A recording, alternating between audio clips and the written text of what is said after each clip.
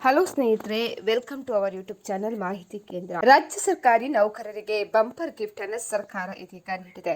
ಇದೀಗ ತುಟ್ಟಿ ಭತ್ಯೆ 58% ಹೆಚ್ಚಿಸಿ ಮಹತ್ವದ ಆದೇಶವನ್ನ ಜಾರಿ ಮಾಡಿದೆ. ಹಾಗಾದ್ರೆ ಏನು ಈ ಆದೇಶ ಅಂತ ತಿಳಿಯಲು ವಿಡಿಯೋವನ್ನ ನೀವು ಪೂರ್ತಿಯಾಗಿ ನೋಡಿ. ಕರ್ನಾಟಕ ರಾಜ್ಯ ಸರ್ಕಾರವು 2016ರ ಪರಿಷ್ಕೃತ ಯುಜಿಸಿ, ಐಸಿಎಆರ್ ಮತ್ತು ಎಐಸಿಟಿಇ ವೇತನ ಶ್ರೇಣಿಗಳಲ್ಲಿ ಕಾರ್ಯನಿರ್ವಹಿಸುತ್ತಿರುವಂತಹ ಬೋಧಕ ಮತ್ತು ತತ್ಸಮಾನ ವೃಂದದ ಸಿಬ್ಬಂದಿಗಳಿಗೆ ಭಾರಿ ಸಿಹಿ ಸುದ್ದಿಯನ್ನ ನೀಡಿದೆ. ಈ ಸಿಬ್ಬಂದಿಗಳ ತುಟ್ಟಿ ಭತ್ಯೆ ದರವನ್ನು ಪ್ರಸ್ತುತ ಮೂಲ ವೇತನದ 55% 58% ಏರಿಕೆ ಮಾಡಿ ಮಹತ್ವದ ಆದೇಶವನ್ನ ಹೊರಡಿಸಿದೆ. ಈ ಆದೇಶವು 2025ರ ಜುಲೈ 1ರಿಂದ ಜಾರಿಗೆ ಬರಲಿದೆ. ಸರ್ಕಾರಿ ನೌಕರರ ಆರ್ಥಿಕ ಸ್ಥಿತಿಯನ್ನ ಸುಧಾರಿಸುವ ನಿಟ್ಟಿನಲ್ಲಿ ಸರ್ಕಾರ ಈ ನಿರ್ಧಾರವನ್ನ ಕೈಗೊಂಡಿದೆ. ಹಾಗಾಗಿ ತುಟ್ಟಿ ಭತ್ಯೆಯನ್ನು 55% 58% ಪರಿಷ್ಕರಣೆ ಮಾಡಲಾಗಿದೆ. 2016ರ ಪರಿಷ್ಕೃತ ಯುಜಿಸಿ, ಐಸಿಎಆರ್, ಎಐಸಿಟಿಇ ವೇತನ ಶ್ರೇಣಿಯಲ್ಲಿರುವಂತಹ ವಿಶ್ವವಿದ್ಯಾಲಯ, ಸರ್ಕಾರಿ ಅನುದಾನಿತ ಶಿಕ್ಷಣ ಸಂಸ್ಥೆಗಳು ಮತ್ತು ಸರ್ಕಾರಿ ಸ್ವಯಂತ ಸಂಸ್ಥೆಗಳ ಪೂರ್ಣಕಾಲಿಕ ಬೋಧಕ ಮತ್ತು ತತ್ಸಮಾನ ವೃಂದದ ಸಿಬ್ಬಂದಿಗಳಿಗೆ ಮಾತ್ರ ಅನ್ವಯವಾಗಲಿದೆ. ಹಾಗಾಗಿ ತುಟ್ಟಿ ಭತ್ಯೆಯ ಬಾಕಿ ಮೊತ್ತವನ್ನು ಕೂಡ ಅಕ್ಟೋಬರ್ 2025ರ ಮಾಹೆಯ ವೇತನ ನೀಡಿಕೆಗೂ ಕೂಡ